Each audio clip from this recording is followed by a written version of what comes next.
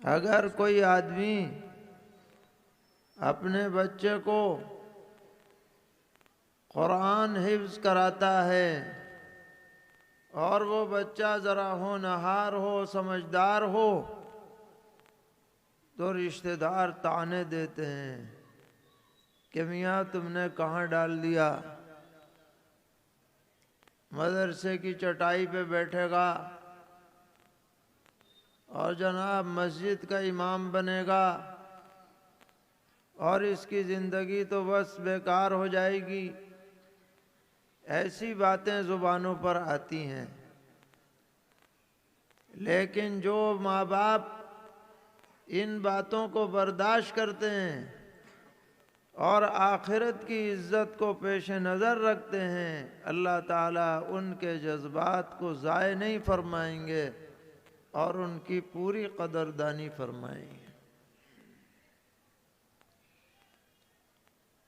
ہونا یہ چاہیے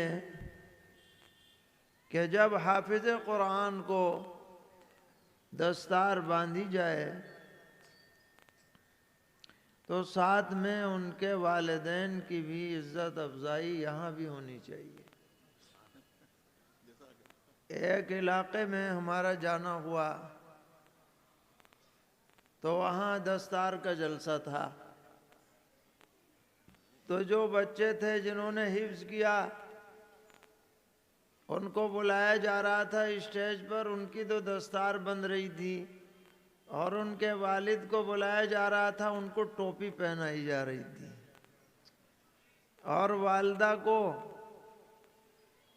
دوپٹہ دیا جا رہا تھا، سر ڈھکنے کا جو کہتے ہیں، کیا کہتے ہیں اسے، حجاب، ہاں اوڑھنی، وہ دی جا رہی تھی۔ میں نے کہا بھئی یہ طریقہ آپ نے اچھا کیا کہ اس والد کو دنیا میں بھی احساس ہوگا کہ اس بیٹے کے حفظ کرنے کی وجہ سے میری یہ عزت ہو رہی ہے۔ اور جناب ٹوپی کی تبلیغ بھی ہوگی، کیونکہ آج کل لوگوں نے سر کھولنے کو فیشن بنا لیا ہے۔ سر ڈھکنا جو ہے وہ معیوب سمجھا جانے لگا، اور یہ سمجھتے ہیں کہ سر ڈھکنا تو بس نماز میں ہے اور غیر نماز میں نہیں ہے۔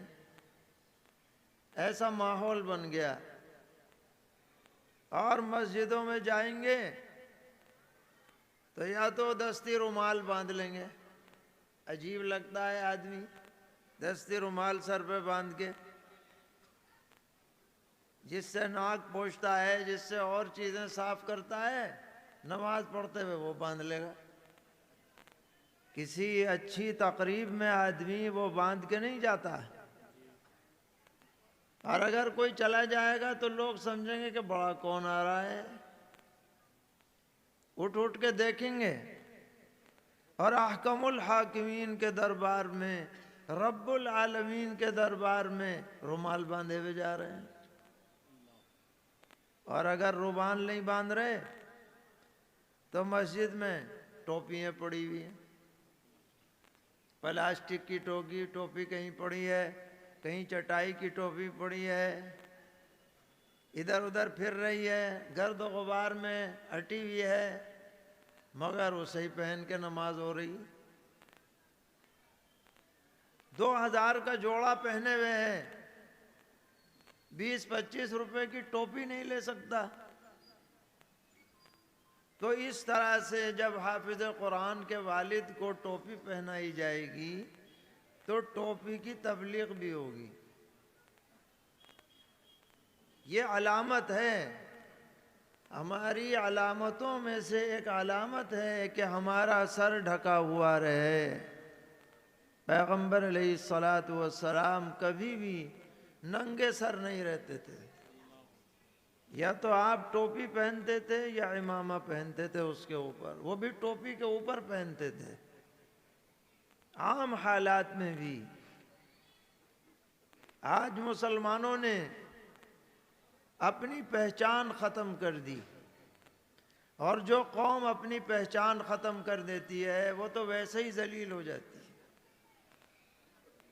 مسلمان کی پہچان تھی کہ مرد ہے تو داڑھی رہے، یہ پہچان تھی۔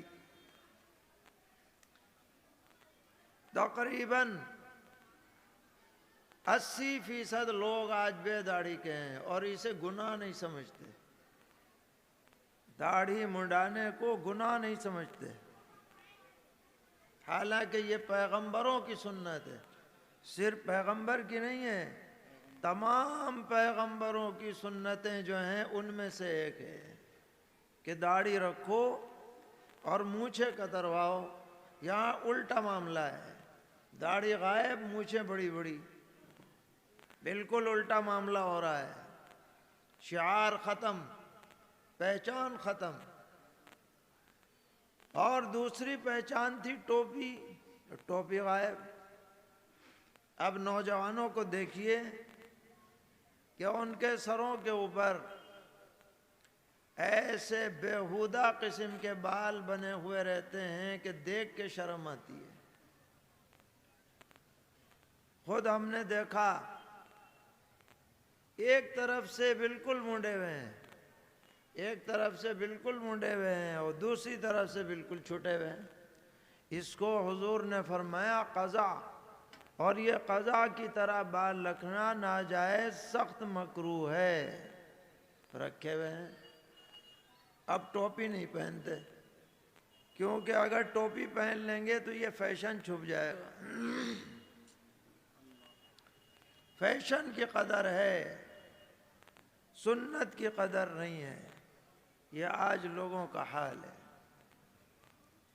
تو ہم یہ ارادہ کریں کہ ہم مسلمان کی پہچان لے کر کے ہم یہاں پر رہیں گے، اپنی پہچان کو مٹائیں گے نہیں۔ اگر آپ لوگ صرف ایک بات طے کر لیں، پورے کشن گنج میں اور پورے اتر دیناجپور میں صرف ایک بات طے کر لیں کہ کوئی مسلمان بچہ بڑا بغیر ٹوپی کے گھر سے باہر نہ نکلے، تو میاں ہر طرف آپ ہی آپ نظر آئیں گے۔ بتائیے نظر آئیں گے یا نہیں؟ ایسا لگے گا کہ پوری فوج اتر آئی ہے یہاں پر۔ بسوں میں آپ نظر آئیں گے، سڑکوں پر آپ نظر آئیں گے، بازاروں میں آپ نظر آئیں گے، لیکن ہماری کوئی علامت ہی نہیں ہے تو پتہ ہی نہیں چلتا یہ ہے کون۔ یہ بہت بڑی ہماری محرومی کی بات ہے۔ تو الغرض یہ عزت دنیا کی بھی ہے اور یہ عزت آخرت کی بھی ہے۔ اسی کے نمونے کے طور پر آج کا یہ جلسہ منعقد ہوا ہے، تاکہ جب بچوں کی دستار بندھے تو ہمارے دل میں بھی داعیہ پیدا ہو کہ ہمارا بچہ بھی کسی دن حافظ بنے، بچہ نہ ہو تو پوتا بنے، پوتا نہ ہو نواسہ بنے، بھتیجا بنے، بھانجا بنے، کوئی تو بنے۔ اگر ایک بھی بن جائے گا گھر میں 10 آدمیوں کی سفارش کرے گا، اللہ تعالیٰ اس کو موقع عطا فرمائے گا۔ جب کسی کی سفارش نہیں چلے گی، جب اللہ تعالیٰ اس کی سفارش کو قبول فرمائے گا، تب احساس ہوگا کہ یہ کتنی بڑی دولت ہے۔ اللہ تعالیٰ ہماری نسلوں میں حفاظ پیدا فرمائیں، علماء پیدا فرمائیں، دیندار پیدا فرمائیں، دین پر چلنے والے پیدا فرمائیں، ہماری ماں بہنوں میں دینی غیرت اور حمیت پیدا فرمائیں، حیا پیدا فرمائیں، ہر قسم کے فواحش سے بچنے کی ہم سب کو توفیق عطا فرمائیں۔ اس جگہ پر اور اس مدرسے میں تقریباً 30 سال پہلے سے ہمارا آنا جانا ہے، بہت، میرا خیال میں ہاں، اور اس سے پہلے بھی گزر ہوا ہے، 92 میں اس علاقے میں سب سے پہلے آنا ہوا، ہاں، اور پھر یہاں آتے رہے، نشیب و فراز آئے۔ اللہ تعالیٰ کا فضل ہے کہ اب پھر یہ ادارہ کچھ ترقی کے راستے پر چلتا نظر آ رہا ہے۔ آپ حضرات توجہ کرتے رہیں گے اور منتظمین اور اساتذہ محنت کرتے رہیں گے تو انشاءاللہ ضرور ترقی کرے گا اور آگے بڑھے گا۔ ہماری یہی دعا ہے کہ پوری توجہ ادارے میں اچھی تعلیم پر، اچھی تربیت پر کی جائے۔ کئی ادارے والے کہتے ہیں کہ بچے نہیں آ رہے، لاک ڈاؤن کے بعد بچے کم ہو گئے، یوں کہتے ہیں۔ ہوگا، کہیں ایسا بھی ہوگا، لیکن ہم یہ عرض کرتے ہیں کہ اگر آپ معیار اچھا رکھیں گے تو بچوں کی کمی نہیں ہوگی۔ اگر آپ تعلیمی معیار اچھا رکھیں، ان بچوں کی رہائش کا اچھا انتظام کریں، ان کے کھانے پینے کا اچھا انتظام کریں، ان کی تربیت کا اچھا انتظام کریں تو انشاءاللہ ہماری طرف سے ضمانت ہے کہ آپ منع کرنا پڑے گا آپ کو کہ ہمارے پاس جگہ نہیں، لیکن معیار ہونا چاہیے۔ معیار ہو نہیں اور آپ چاہیں کہ بچے آ جائیں تو یہ بات نہیں چلتی۔ اور معیار بنانا کوئی مشکل نہیں ہے، محنت کی ضرورت ہے، توجہ کی ضرورت ہے، اور اگر آپ محنت کریں گے تو قوم بھی آپ کا تعاون کرنے میں پیچھے نہیں ہے۔ قصور قوم کا نہیں ہے، قصور ان لوگوں کا ہے جو ذمہ دار ہیں۔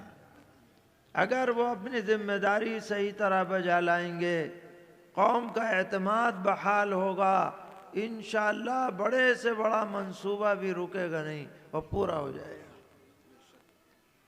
اس لیے ہم سب کو یہ عزم کرنا چاہیے کہ اس مدرسے کو اور ترقی دینی ہے اور مزید اس کے فیض کو عام کرنا ہے اور اس کے اندر اچھا معیار تعلیمی اور تربیتی قائم کرنا ہے۔ اس جلسے کی مناسبت سے ایک چھوٹی سی آیت آپ کے سامنے پڑھی ہے، اس کا ترجمہ کر کے ہم اپنی بات پوری کریں گے۔ اللہ تعالیٰ فرما رہے ہیں، نبی اکرم علیہ الصلاۃ سے خطاب ہے، اور یہ خطاب اگرچہ حضور کو ہے لیکن سنانا ہمیں ہے، سنانا امت کو ہے، خطاب حضور کو ہے، تاکہ امت یہ سمجھے کہ جب حضور سے کہا گیا ہے تو ہم سے تو بدرجہ اولیٰ کہا جا رہا ہے۔ کیا فرما رہے ہیں؟ فرمایا اتل ما اوحی الیک من الکتاب، اے پیغمبر جو کتاب آپ کی طرف وحی کے طور پر بھیجی گئی اس کی آپ تلاوت کیا کیجئے۔ تو حضور تو تلاوت کرتے ہی تھے اور بہترین تلاوت کرتے تھے، اور میاں رات کے اکثر حصے میں تلاوت کرتے تھے، شاندار لہجے میں تلاوت کرتے تھے۔ صحابہ کرام رضی اللہ عنہم فرماتے ہیں جب آپ قرات فرماتے تھے صبح کی نماز میں کتنی لمبی قرات ہو جاتی، کبھی بوجھ ہی نہیں محسوس ہوتا تھا، جی چاہتا رہتا تھا اور آپ کی تلاوت جاری رہے۔ آپ کی تلاوت سے بہتر کس کی تلاوت ہو سکتی ہے؟ آپ سے زیادہ قرآن پڑھنے کا حق کون ادا کر سکتا ہے؟ لیکن آپ کو بھی حکم ہے اتل ما اوحی الیک من الکتاب، اے پیغمبر آپ اس کتاب کی تلاوت کیجئے جو آپ پر وحی بھیجی گئی۔ یہ بتلانا مقصود ہے تلاوت مستقل عبادت ہے، ہر امتی کو چاہیے کہ وہ تلاوت کرے، ہر مسلمان کو چاہیے کہ وہ تلاوت کرے، ہر مرد کو چاہیے کہ وہ تلاوت کرے، ہر عورت کو چاہیے کہ وہ تلاوت کرے۔ مسلمان ہو کر آدمی قرآن پڑھنے سے محروم رہے، اس سے بڑی محرومی اور کچھ نہیں ہو سکتی۔ چاہے وہ کتنی اعلیٰ ڈگری حاصل کر لے، اگر وہ مسلمان قرآن پڑھا ہوا نہیں ہے تو وہ جاہل ہے، کچھ نہیں اس کے پاس، کیونکہ قرآن علم کا سرچشمہ ہے۔ قرآن کی تلاوت سب کو کرنی ہے، حافظ کو بھی کرنی ہے، جو ناظرہ خواں ہے اسے بھی کرنی ہے۔ اور یہ جو تلاوت ہوگی یہ ایسے ہی نہیں ہے کہ بس دیکھ لو پڑھ لو۔ قرآن پڑھنے کے قاعدے ہیں، ضابطے ہیں، ہر حرف مخرج سے نکلنا چاہیے، تجوید کی رعایت ہونی چاہیے۔ قرآن پاک میں جو الفاظ آتے ہیں اس میں جب تک آدمی مشق نہ کرے صحیح مخرج سے ادائیگی نہیں کر سکتا۔ مثال کے طور پر عربی زبان میں زا، ذال، ضاد، ظا، 4 الفاظ ہیں۔ زا، ذال، ضاد، ظا، چاروں کا مخرج الگ ہے۔ آپ زال کو زال نہیں پڑھ سکتے، ذال کو زا نہیں پڑھ سکتے، ضاد کو ظا نہیں پڑھ سکتے، ہر ایک کے لیے الگ مخرج ہے۔ جب تک آپ مشق نہیں کریں گے صحیح مخرج سے آپ حروف ادا نہیں کر سکتے۔ انگریزی میں تو سب کے لیے زیڈ ہے، یا ہندی میں جو ہے جا ہے، اس پہ نقطہ لگا دو بس۔ لیکن عربی میں ہر حرف کا مخرج الگ ہے، اس کے لیے آپ کو مشق کرنی ہے۔ را، کہیں را پر ہوتا ہے کہیں باریک ہوتا ہے، اس کو قاعدہ جاننا ہے، کہاں پر ہوگا کہاں باریک۔ اللہ کا لام کہیں پر ہوتا ہے کہیں باریک ہوتا ہے۔ یہ سب پڑھنے کے لیے آپ کو محنت کرنی پڑے گی، جب آپ صحیح تلاوت کر سکتے ہیں، معروف تلاوت کر سکتے ہیں، مجہول سے بچ سکتے ہیں۔ تو جب حکم دیا جا رہا ہے اتل ما اوحی الیک من الکتاب، تو مطلب یہ ہے تلاوت کیجئے اور صحیح طرح تلاوت کیجئے، تجوید کے ساتھ تلاوت کیجئے۔ اس لیے یہاں جتنے بھی حضرات موجود ہیں وہ سب یہ ارادہ کریں آج کے جلسے میں کہ ہم قرآن پاک کی تلاوت کا روزانہ اہتمام کریں گے۔ بتاؤ بھائی کون کون ارادہ کر رہا ہے؟ روزانہ 10-15 منٹ آپ قرآن پڑھنے میں ضرور لگائیے، پھر آپ دنیا کے کسی بھی کام میں رہیے، کوئی منع نہیں، لیکن 10-15 منٹ آپ اپنی استعداد صلاحیت کے اعتبار سے قرآن پڑھنے میں لگائیں، ہماری مائیں بہنیں بھی لگائیں۔ یہ ایک حکم ہوا۔ اس کے بعد فرمایا وَأَقِمِ الصَّلَاةَ، اور اے پیغمبر آپ نماز قائم فرمائیے۔ نماز پڑھنے کو نہیں کہا جا رہا، قائم کیجئے نماز۔ علماء فرماتے ہیں کہ اقامت صلاۃ یہ ہے کہ نماز آداب و شرائط کے ساتھ ادا کی جائے، یہ نہیں کہ لشٹم پشٹم نمٹا دو، بیگار ٹال دو، دم پڑھ لو، یا مرد حضرات گھر میں پڑھ لیں، مسجد میں نہ جائیں، جماعت کا اہتمام نہ کریں، یہ اقامت صلاۃ نہیں ہوگی۔ اقامت صلاۃ جب ہے جب ساری آداب شرائط آداب کے موافق نماز پڑھی جائے۔ نماز کا حکم کیوں ہے؟ فرمایا ان الصلاۃ تنہی عن الفحشاء والمنکر۔ نماز کا بڑا فائدہ یہ ہے کہ اگر تم نماز پابندی سے پڑھو گے، اہتمام سے پڑھو گے، تو یہ نماز بے حیائی کی باتوں سے، گناہ کے کاموں سے روک دے گی۔ تمہارا دل اللہ کے ڈر سے خوف سے بھر جائے گا، اور آج نہیں تو کل، کل نہیں تو پرسوں کبھی نہ کبھی تمہیں توبہ کی توفیق ملے گی اس نماز کی برکت سے۔ اس سے تمہارا بدن پاک رہے گا، کپڑے پاک رہیں گے، اس کی وجہ سے تمہارا دل بھی پاک ہو جائے گا۔ نماز ظاہر کو بھی پاک کرتی ہے، اندر کو بھی پاک کرتی ہے، تجربہ ہے۔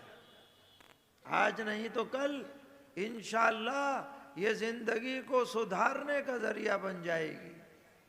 آج امت میں جو بگاڑ ہے اس کی بڑی وجہ یہی ہے کہ امت کی بڑی تعداد نماز سے دور ہے۔ اکثریت کا حال یہ ہے کہ جمعہ جمعہ جمعہ جمعہ جمعہ جمعہ، بس کہ بس ہم پابند ہیں نماز کے تو جمعے جمعے۔ لوگ سمجھتے ہیں بس جمعہ پڑھ لو مسلمان ہونے کا کام پورا ہو گیا، حالانکہ جمعے کے مقابلے میں 5 وقتہ نمازیں زیادہ مؤکد ہیں، کیونکہ جمعہ تو معاف بھی ہو سکے۔ عورتوں پہ جمعہ نہیں، مسافر پہ جمعہ نہیں، قیدی پہ جمعہ نہیں، بیمار پر جمعہ نہیں، مگر عصر کی نماز، فجر کی نماز، ظہر کی نماز یہ تو سب پر ہے، پڑھنی پڑے گی۔ جان بوجھ کر کے قضا کرنا بلا عذر بہت بڑا سخت گناہ ہے، کفر تک پہنچا دینے والا گناہ ہے۔ اس لیے ہم سب یہ ارادہ کریں آج کی اس مجلس میں کہ انشاءاللہ نمازوں کی پابندی کریں گے۔ چند روز کی زندگی ہے، اس میں ایسا کام کر کے نہ جائیں کہ مرنے کے بعد پکڑ ہو، گردن نب جائے، ہاں بھائی حساب دو نماز کا، بلکہ زندگی میں حساب پورا کر کے جائے۔ جو نہیں پڑھی ہیں ان کی قضائے عمری شروع کر دیں، اور آئندہ یہ ارادہ کریں کہ اب قضا نہیں ہوگی۔ اس کے بعد فرمایا وَلَذِكْرُ اللَّهِ اکبر، اللہ کا ذکر یہ سب سے بڑی بات ہے۔ اللہ کی یاد، اللہ کا تذکرہ، اللہ کی حمد و ثنا، اللہ کا استحضار، اس کی نعمتوں کا استحضار، یہ بہت بڑی دولت ہے جس سے آدمی کو کبھی غافل نہیں رہنا چاہیے۔ جو آدمی کے لیے خالی اوقات ہیں ان اوقات کو آدمی ضائع نہ کرے، ذکر کرتا رہے۔ کھیتی باڑی کر رہا ہے ذکر کرتا رہے، کون روکتا ہے؟ دکان پر بیٹھا ہے گاہک نہیں ہے تسبیح لے کے پڑھتا رہے۔ سفر میں جا رہا ہے کوئی مشغلہ نہیں ہے، موبائل میں لگنے کے بجائے تسبیح پڑھتا رہے۔ کتنا بڑا اجر و ثواب اس کے لیے لکھا جائے گا۔ اس لیے اللہ تعالیٰ فرماتے ہیں ذکر خداوندی کو غنیمت سمجھو، یہ بہت بڑی نعمت ہے۔ اور اس کے بعد فرمایا واللہ یعلم ما تصنعون، یہ جھنجھوڑنے والی آیت ہے کہ تم جو بھی کر رہے ہو نا، اندھیرے میں کرو یا اجالے میں، اللہ کو سب پتہ ہے، اور جب پتہ ہے تو پکڑنے پہ بھی قادر ہے، اس سے ڈرنا چاہیے۔ تو اللہ تعالی ہم سب کو کہنے سننے سے زیادہ عمل کی توفیق عطا فرمائے، اس مجلس کو قبول فرمائے، اس مدرسے میں خیر و برکت ترقی کے فیصلے فرمائے، شرور اور فتن سے محفوظ رکھے۔ وصلی اللہ تعالی علی خیر خلقہ محمد۔